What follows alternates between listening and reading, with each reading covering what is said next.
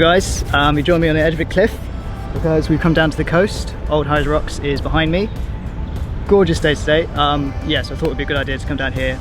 Again, haven't been here in so long. We've actually found the time to actually come down here, which is good. Going to get the drone out today. Haven't used it in such a long time. Would be good to. I actually never used it here at Old Harry, so it'd be good to see the perspective of the drone here. Also, guys, I'm going to take you through how I take my landscape photos when I'm at the coast, like the coastline shots. Go through light composition and stuff and how I set up my camera on the A7Rii. So it's going to be A7Rii today and kind of drone shots. And we've come in here just to film the intro today. But we've got another about 5 minutes to walk to the edge. Gorgeous day. It was raining earlier, but now the sun's come out. Let's go then.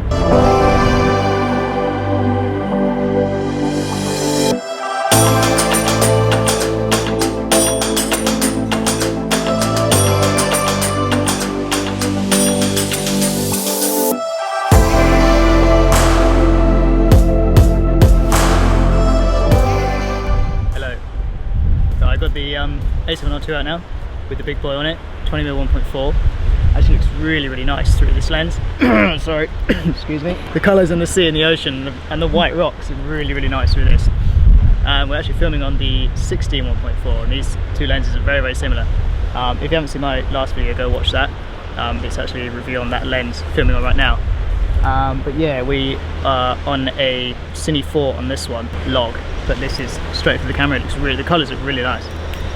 Oh, someone's droning, and there's actually people walking over that rock down there, which is treacherous. Back to the camera. So I've got it on autofocus. I've got it on 1/8000th of a second. Very quick because I'm shooting at 2.8. I've got the ISO at 100, so we don't want it really bright. Even at say 2.8, it's still quite bright. But this camera is quite good with oh my god, what's it called?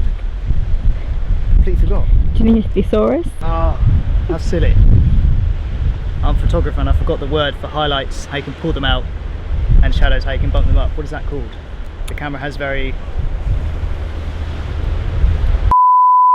1/8000th of a second, 2.8, and ISO 100. And when I'm shooting coastline shots, I don't just go, hey look, there's coastline, wait, boom, that's great, because everyone does that and it's getting too common nowadays. The way how you've got to kind of approach it is with good composition, and I care so much about this. It's what kind of makes your style and what is going to make the photo stand out. So don't look at it for 2 seconds and shoot it. Look at it for more than 2 seconds and think how I'm going to shoot this and what composition is going to look the best. So with me, I sometimes get down, get some of this lovely grass in the foreground, so you get the nice depth of the photo out to the coast. I'll bung these up on the screen now so you can see.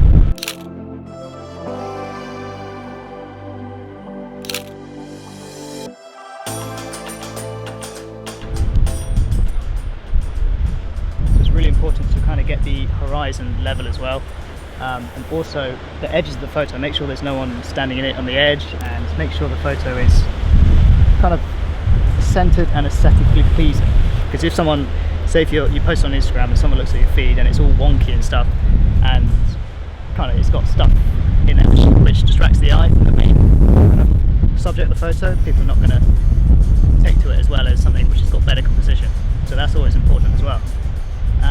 Anyway, let's go up here and see what we've got up there. Look at that, it looks absolutely stunning with those. This is Old Harries Rocks, so these are all Harries Rocks. I don't know, you chuck them in the sea or something. They've come off from the edge of the cliff through erosion or something. I don't know the science behind it. You can look that up.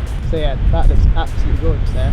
If you look down here on the edge, there's some shrubbery and nice foliage we can see here. And I'm going to use that to kind of frame the photo.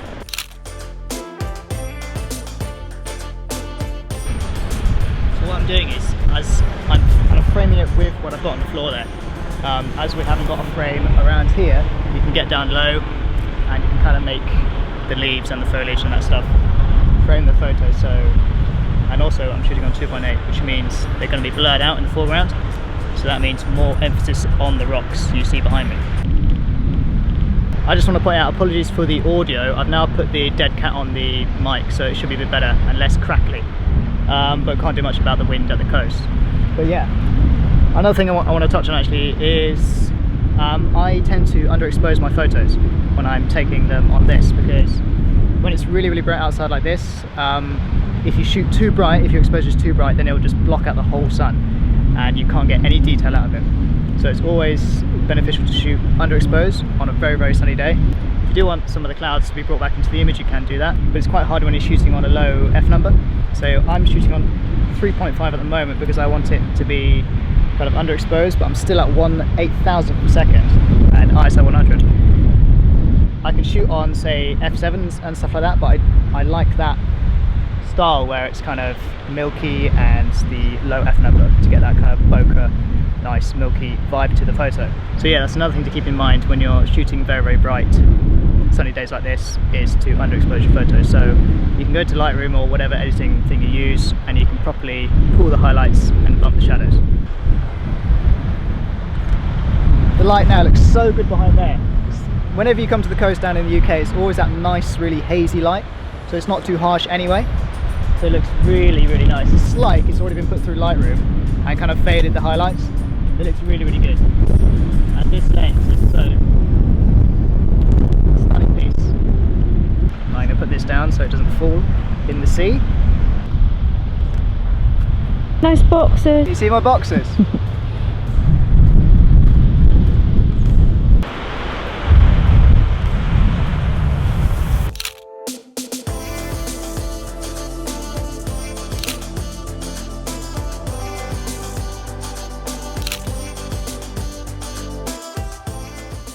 Yeah, the composition is so important because you see all these shots all over Instagram, all over websites and stuff, and it's always the same bloody shot the whole time. So if you really take the time with your photography and kind of switch it up somehow, integrate something else that someone hasn't done, new compositions, if you've got that special composition, that special integration of some sort, that creativity showing through your photos, people are going to stop and they're going to think, oh wow, this is special, this is something different. And it's going to catch their eye a lot more. Right, is that enough on the camera stuff? I think I've touched everything. Done my settings. I haven't really changed. I'm still shooting 1/8000. I've changed the aperture quite a lot, but no higher than 3.5. I still want that milky kind of look, and ISO is kind of stuck at 100. Not going to go any more. I'm not going to go higher than that because it's pointless on a sunny day like this. But yeah, shall we? I might take some portraits actually.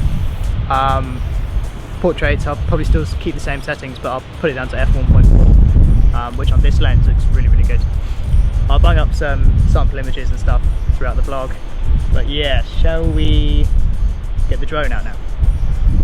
Yeah, let's get the drone out.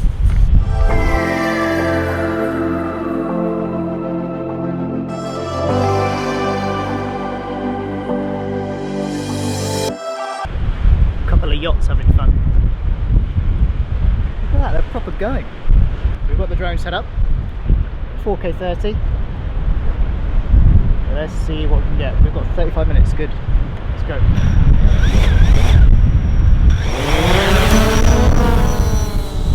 Shit. I can't see it. Right then, let's get this money shot. This is the first time I've done this shot.